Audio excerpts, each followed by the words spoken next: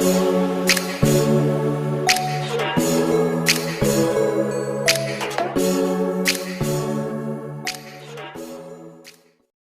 tout le monde, c'est Mayenne Mom, j'espère que vous allez bien. Moi, personnellement, ça va. Alors aujourd'hui, on se retrouve pour une vidéo qui va parler du déroulement de ma grossesse, parce que ça m'a été beaucoup demandé, du moins, le déroulement de ma grossesse et mon accouchement, sauf que je vais faire deux vidéos différentes. Là, aujourd'hui, je vais vous parler du déroulement de ma grossesse, le fait que j'ai continué les cours, etc. Alors franchement, ça me saoule de faire cette vidéo sans ma ring light, je sais même pas si ça s'appelle comme ça. Oui, ring light, je sais pas si vous voyez ce que je dis, c'est la lumière lumineuse là. Normalement, je devais la recevoir ce matin, et ben pas du tout, ça a été renvoyé à son expéditeur. Ça me saoule, mais bon, voilà. Donc voilà, sans plus tarder, je vais vous raconter le déroulement de ma grossesse. Donc alors, faut savoir que ma grossesse a débuté fin juillet. Alors pour tous les nouveaux arrivants qui viennent d'arriver sur ma chaîne, si vous n'avez pas vu ma story time où j'ai appris comment j'ai appris que j'étais enceinte, la réaction des proches, etc., vous pouvez la retrouver en description, dans ma description en barre d'infos. Voilà, alors pour commencer, comme je disais, elle a débuté en juillet, je l'ai appris en octobre. Donc juillet, août, septembre, octobre, ouais, 3 mois après quoi, je l'ai appris. Voilà, je l'ai appris en octobre. J'ai continué à aller au lycée.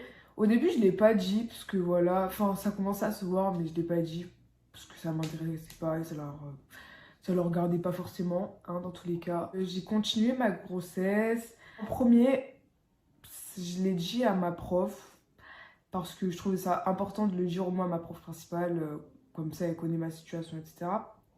Sachant que j'étais bonne élève, on va dire. Ouais, une bonne élève. Je vais pas me truc, mais voilà. Donc j'ai décidé de le dire à ma prof. Elle m'a dit... En plus, avant même que je lui dise, elle me l'a dit. J'ai fait... Ah oui, donc elle est déjà au courant, c'est ça qui est bien. Ensuite, moi j'ai continué mes cours comme il se devait, hein, comme une élève normale, on va dire. Donc j'ai eu un stage au mois de novembre-décembre. Donc j'étais enceinte de 5-6 mois, je me souviens même plus. Je suis fine de base, mon ventre ne se voyait pas, mais je ressentais quand même le poids. Donc je suis allée en stage, on m'a demandé si je voulais faire mon stage, si je me sentais capable. Moi je me suis sentie capable, parce que je voulais pas avoir du retard par rapport à mes stages, etc. J'ai été en stage de novembre à décembre. J'ai été enceinte de 5-6 mois, je me souviens plus trop. Alors je leur ai pas dit au début aux personnes de l'entreprise de mon stage, hein, parce que je voulais pas qu'on me... comment dire, qu'on me... Je sais pas comment dire, mais je pense que vous voyez ce que je veux dire, que en mode déjà, si je leur disais, peut-être qu'ils voudraient pas que je fasse mon stage, et même ils voudront pas me faire les mêmes choses que les autres personnes. Alors que moi, je me sentais prête. Donc voilà. Du coup, j'ai dû le dire à une seule personne, je crois, c'est la DRH. Je lui ai dit que j'étais enceinte juste par rapport au fait si un jour, je pouvais pas aller. Donc voilà, bon, pour tous ceux qui demandent comment ça se fait qu'ils n'ont pas su tout ça, c'est que mon ventre ne se voyait pas du tout. C'est-à-dire que j'étais enceinte de 5-6 mois, mais c'était plat. Bon, je ressentais quand même, moi, personnellement, je ressentais le poids, mais ça se voyait pas. J'avais pas genre un ventre, même pas un petit, ça se voyait pas du tout. Du coup, voilà, donc mon stage s'est bien déroulé pendant 4 semaines. Après, le petit problème que j'ai pu avoir, c'est que j'étais dans un stage en hôtellerie, donc réceptionniste. Fallait que je reste debout toute la journée. Encore les horaires, ça va, mais c'était de rester debout toute la journée. Ça m'a causé le fait que j'ai eu des contractions. Je commençais à avoir des contractions à partir du 6e mois. Parce que rester 4 semaines tous les jours debout, c'est fatigant au bout d'un moment, mais moi je me sentais capable, donc c'est pas comme si je me suis forcée, c'est que j'en avais envie et que j'aimais. Je savais pas que ça allait me causer d'avoir des contractions, donc au début moi je savais pas que c'était des contractions, je m'en doutais pas du tout. C'est quand j'en ai parlé à ma cousine qui a déjà un enfant, je lui ai dit mais je sais pas, mon ventre il se serre, du moins je sais pas, il devient dur, etc. Elle me fait mais c'est des contractions ça, je fais ah ouais, ah bon. Du coup, j'ai cherché sur internet et il s'avère que c'était des contractions, mais c'était des contractions légères. Donc, je m'inquiétais sans m'inquiéter dans un sens, mais par contre, désolée, mais vraiment, je tiens à m'excuser si je regarde tout le temps dehors, mais c'est un chic, je ne sais pas pourquoi, je sais pas. Donc, je tiens à m'excuser parce que ça doit être agaçant. Donc voilà, je m'inquiétais sans m'inquiéter. Donc voilà. Après, j'ai terminé le stage et en plus, j'ai eu énormément de problèmes pendant ce stage par rapport à certaines personnes. Mais bon, c'est pas grave, des personnes inhumaines, mais bon, c'est pas grave, hein. Après, en janvier, je suis retournée au lycée parce que mon stage était terminé. Je suis retournée au lycée. Alors, ma tête, elle avait gonflé comme ça. Tout le monde était choqué de moi. Enfin, mon ventre, il avait un peu plus pris du volume, pardon. Mais ma tête, oh my god, elle était devenue genre comme ça. Et genre, la première chose qu'on me dit, c'est «Oh, t'as grossi!» Bah non, je jure, genre, je me regarde pas tous les matins dans le miroir, je ne vois pas. Bref, du coup, voilà, enfin.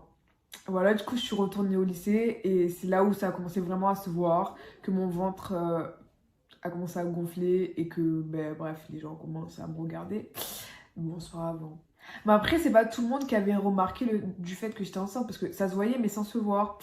Et parce que j'avais une prof, quand j'ai accouché, etc., quand je suis revenue en cours, elle m'a dit mais comment ça se fait que t'étais absente et tout ça de temps.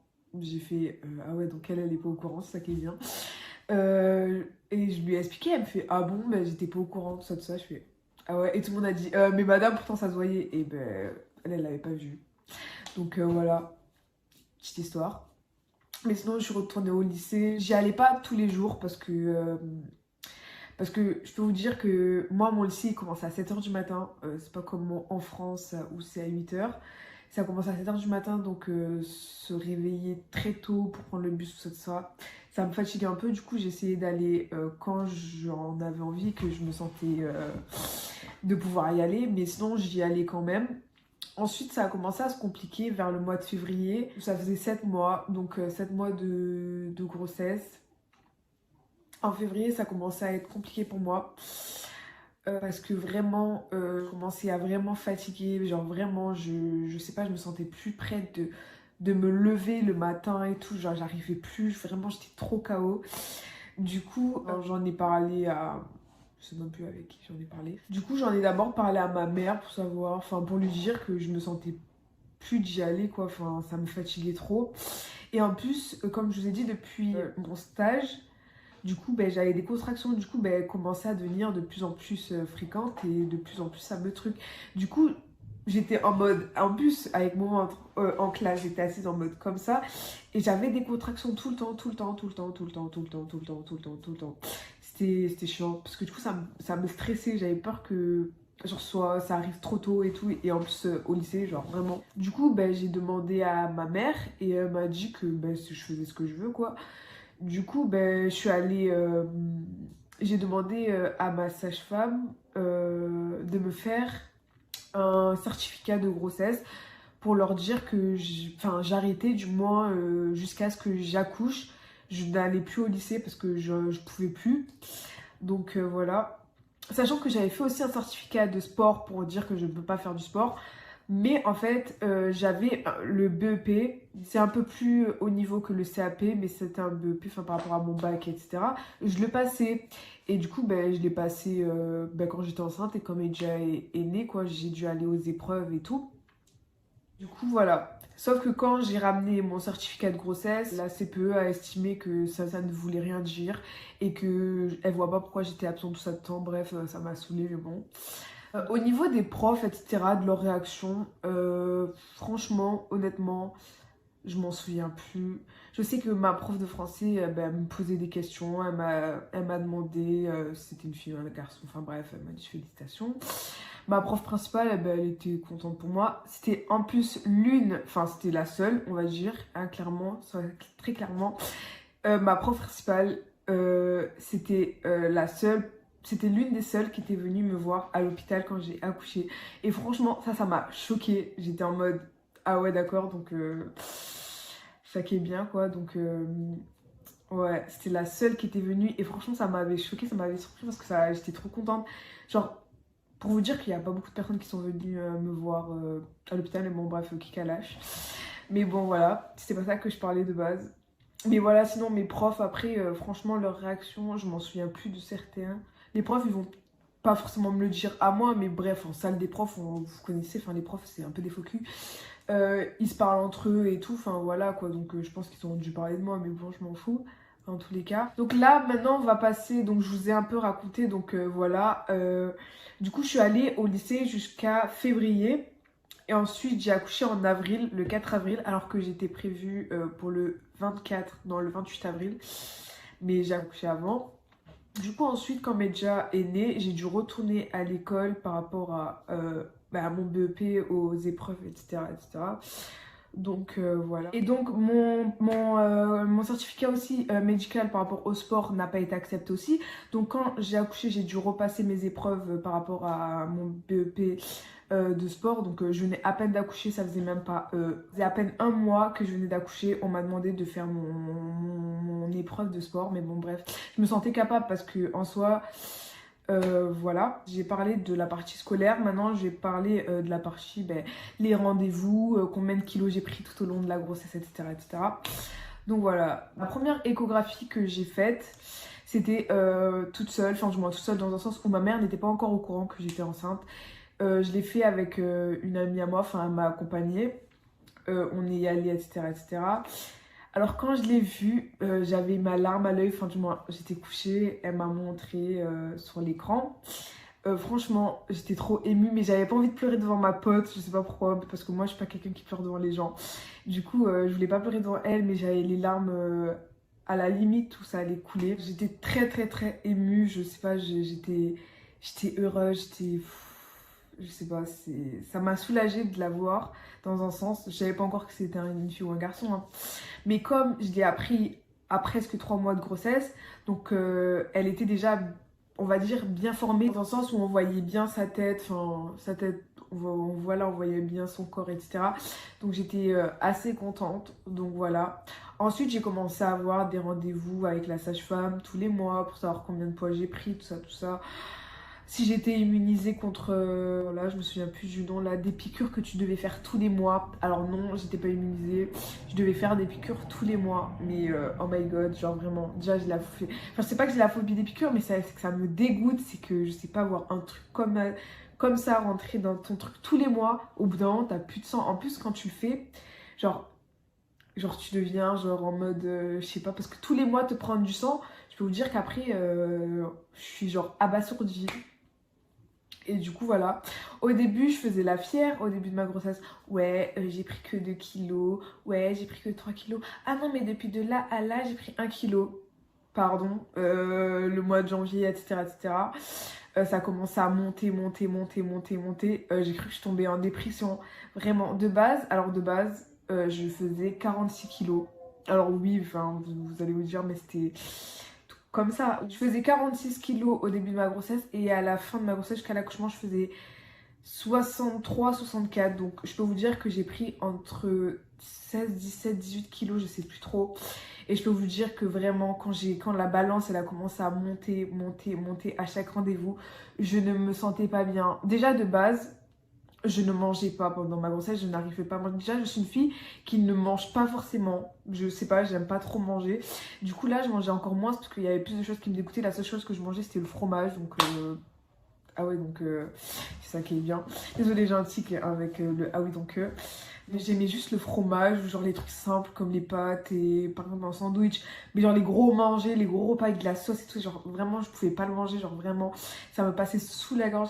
Et le problème c'est que de me dire que je mangeais pas tout au long de ma grossesse et que je prends genre plus 18 kilos, bah genre je sais pas mais ça m'énervait, genre je sais pas pour moi genre j'étais gaée mal. Donc en tout dans ma grossesse vraiment à peu près je sais pas, entre 17 et 20 kilos j'ai dû prendre, mais vraiment je me souviens plus vraiment à la fin combien je faisais, mais je me souviens du dernier rendez-vous, je faisais 64, un truc. Du coup ça me stresse parce que je sais pas si vous arrivez à comprendre, parce qu'en fait, genre moi je suis une personne comme ça, genre je sais pas, quand je parle d'un truc et que je pense à un autre truc, eh ben je raconte l'autre truc et ensuite je reviens à l'autre truc. Je sais pas si vous arrivez à comprendre, parce que vraiment, désolée. Alors ensuite, après tout ça, j'ai commencé à faire les cours de préparation à l'accouchement. Alors bon, je pense que vous savez ce que c'est, mais pour tous ceux qui savent pas ce que c'est, c'est des cours que tu fais à l'hôpital ou chez toi et c'est une sage-femme qui te donne des conseils par rapport au jour J ou quand tu as des contractions ou quand tu es dans la salle d'accouchement. qu'est-ce que tu dois faire pour pas stresser, enfin voilà, ou même après quand le bébé est là, par exemple, ben, les premiers gestes de secours ou quoi, enfin, ça t'apprend un peu de tout. Et moi, je crois que j'en ai fait que 3. Et j'ai accouché le jour du 4e, si je me souviens bien. Parce que... et pourtant, j'étais pas la seule, hein. Enfin, du moins, j'étais pas la seule dans un sens où... euh, j'étais l'une des dernières qui devait accoucher dans mon groupe. Parce que du coup, t'es avec un groupe de filles enceintes. Il y en a qui viennent avec leur mari, enfin voilà. Et moi, je crois que j'étais l'une des dernières qui devait accoucher. Sauf que ben, j'ai accouché la première, je crois. Oui, je crois que j'ai accouché la première. Et c'était au 4e jour de l'accouchement.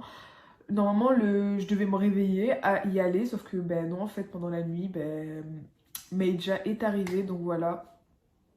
Donc j'ai pu participer que à 3 cours d'accouchement, cours de préparation à l'accouchement, pardon, donc voilà. Je pense que là, j'ai tout dit, j'ai fait un peu le tour de ma grossesse.